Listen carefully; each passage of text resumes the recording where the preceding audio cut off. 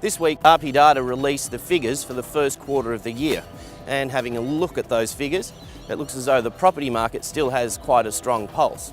In the first quarter, we saw over $12 billion worth of residential property transactions. Now that's pretty good, considering that typically January is quite a sluggish month for the industry. But on top of that, we also saw some property transactions which actually lost money when they sold, approximately 9.8% around the country. But let's just have a look at the figures around the capital cities.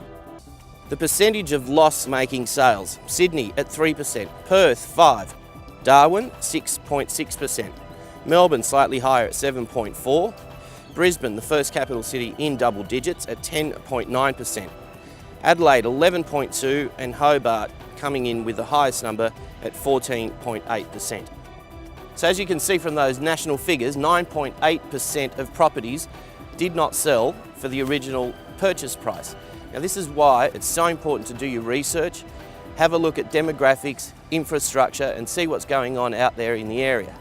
Now, Cameron Cusher from RP Data, he had this to say: I guess what it really shows is the long-term nature of investing in housing. If you're going to try and buy and sell over a short period of time, you have a greater prospect of making a loss on the sale.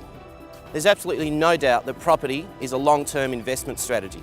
The majority of your expenses are stacked up the first 12 months when you take into account your legal fees, of course your stamp duty, which is a big chunk, your setup fees for your mortgage, and of course any other reports you may want to do on the property.